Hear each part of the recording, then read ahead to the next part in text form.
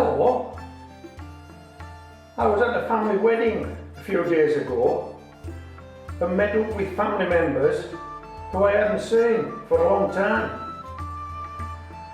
In conversation, I found out that Auburn Claire Lucas had published her first book on embroidery. Auburn's a Royal School of Needlework tutor.